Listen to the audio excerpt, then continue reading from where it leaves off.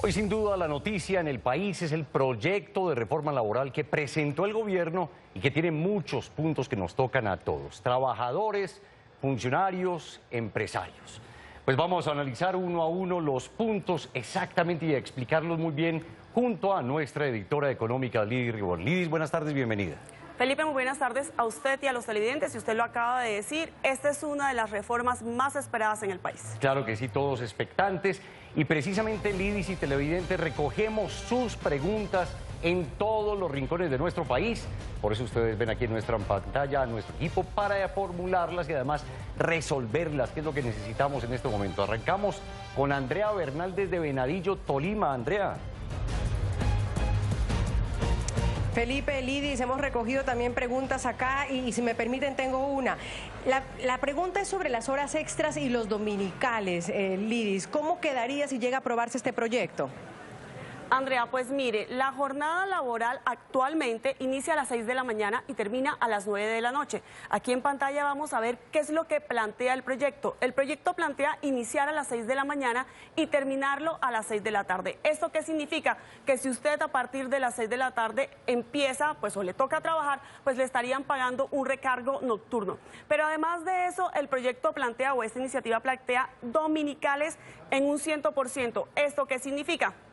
Que si a usted le tocó trabajar un domingo, pues esa hora laboral ordinaria se la pagan el doble. Y finalmente un ajuste salarial para las personas que trabajan o que ganan más de un salario mínimo, hasta 2 salarios mínimos. ¿Por qué razón? Porque actualmente pues las personas que ganan un salario mínimo, pues precisamente en diciembre lo que hacen los gremios y el gobierno y las centrales es concertar ese aumento. Pero para las personas que ganan hasta 2 salarios mínimos no tienen como ese aumento fijo. ¿Qué hace este proyecto? Pues dice que se aumentaría con el IPC, es decir, con la inflación. El tema es que claramente para los trabajadores es un punto que los favorece. Poder tener un mayor valor, un mayor incremento en el valor de la hora trabajada y de la jornada trabajada, pues sin duda impacta positivamente en el bolsillo de los trabajadores.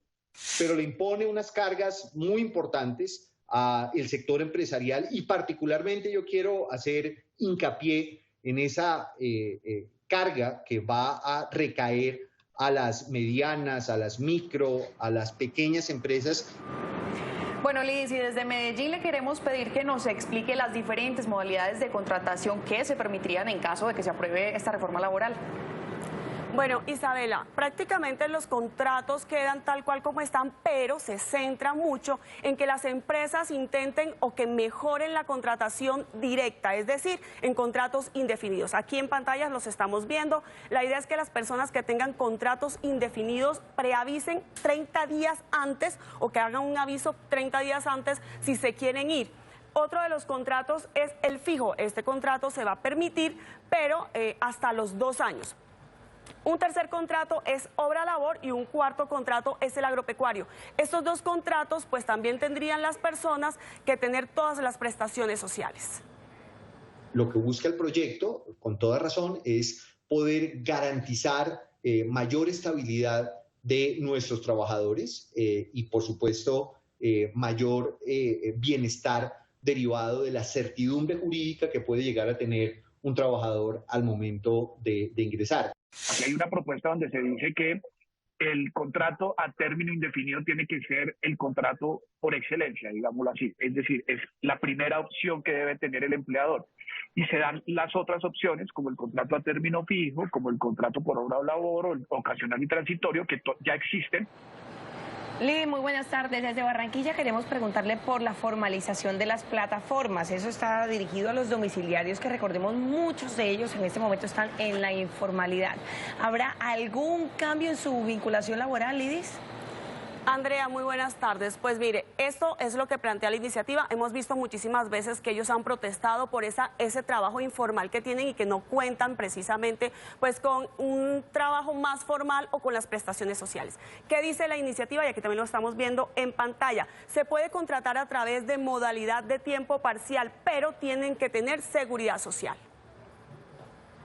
Pero nos preocupa que se haga a través de la laboralización forzosa que está proponiendo el gobierno. No podemos agarrar una realidad tecnológica del siglo XXI y meterla a la brava, a la fuerza, en las categorías jurídicas del siglo XX. Lo que se está proponiendo en esta reforma, en efecto, es que estos trabajadores tengan una relación laboral directa con esa plataforma y por lo tanto la plataforma esté en la obligación de generarle también garantías en materia de seguridad social. Muchos puntos. Lidis, pero no podemos dejar por fuera el capítulo de despidos. Queremos saber si se necesita autorización judicial para hacer una desvinculación laboral o no, simplemente así. Se permitirá, pero en algunos casos, es decir, las personas con fuero sindical, personas en condición de discapacidad, las mujeres en estado de embarazo, incluso después de los 6 meses del parto, y su pareja.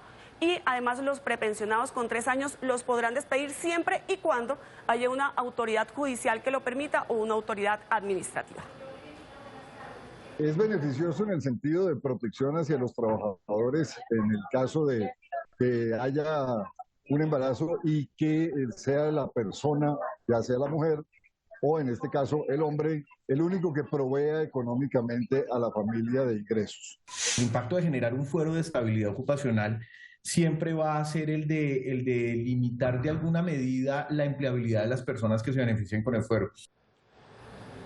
Bueno, Lidis, ahí hemos evacuado muchísimos de los puntos importantes de la reforma laboral que estaba siendo esperada por todos los colombianos. Así es, Felipe, y por supuesto nosotros estaremos muy pendientes de esta reforma laboral en el Congreso porque apenas se radicó anoche. Claro, un resumen de todo esto en la emisión de las 7 de la noche también para todos ustedes. Vamos con más noticias y Rosy tiene más información en este momento. Rosy.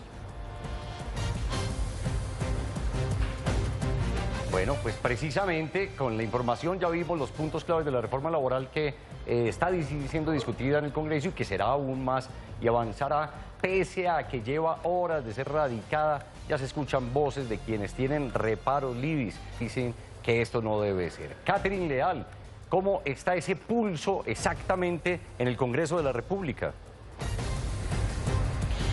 Felipe, televidentes, muy buenas tardes. Como usted lo dice, hace pocas horas el texto final del proyecto de reforma laboral llegó aquí al Congreso y hay 2 preocupaciones que son las que llaman la atención. La primera tiene que ver porque esta reforma también entra por Comisión Séptima y ya son 2 junto con la de Salud que llegan a esa comisión de la Cámara de Representantes y dicen ellos que no van a tener entonces el tiempo suficiente ni para leer los proyectos ni para discutirlos. Por otro lado, lo que dice la oposición es que esta reforma parece más un pliego de peticiones sindicales y piden que se logre un equilibrio entre el beneficio que deben tener los trabajadores, pero también los empresarios. Esto dicen aquí en el Congreso de la República. Tras la radicación de la reforma laboral en el Congreso, se empieza a calentar el debate. En el caso de la oposición advierten que la reforma es más un pliego sindical. La reforma no va a generar más empleo. Por el contrario, en pleno año de recesión va a disparar el desempleo y va a disparar la informalidad. Partidos de la coalición de gobierno advierten que la propuesta debe ser muy bien debatida y lograr un equilibrio entre trabajadores y empresas. Tenemos que buscar un equilibrio entre buscar mejores condiciones para los trabajadores, buscar mayor formalización, pero también preservar el empleo de los colombianos. Desde el Pacto Histórico, en cambio, defienden la iniciativa, advirtiendo que lo que buscan es reivindicar a los trabajadores. Esta reforma reivindica los derechos de trabajadores, de trabajadoras y vuelve también a reajustar la jornada diurna y nocturna. Vuelven las horas extras, vuelven los dominicales que fueron los derechos conseguidos por trabajadores y trabajadoras. La discusión del proyecto entra en cola a la espera de que primero sea debatida la reforma a la salud.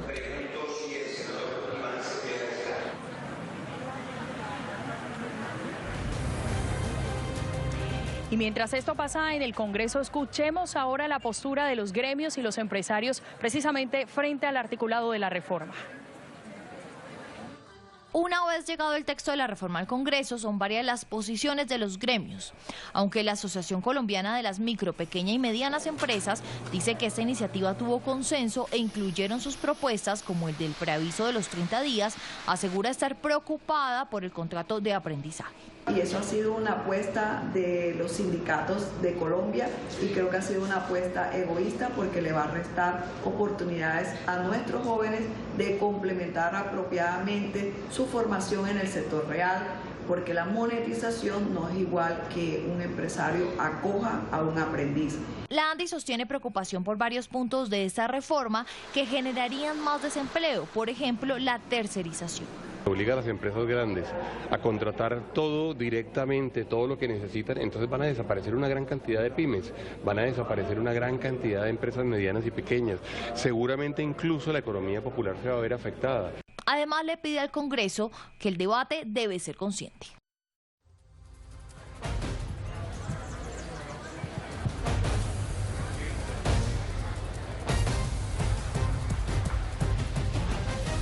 Bueno, y más adelante tendremos en A lo que vinimos con Joana Amaya a Jaime Alberto Cabal, el expresidente de FENALCO. Mientras tanto, pues tenemos más noticias.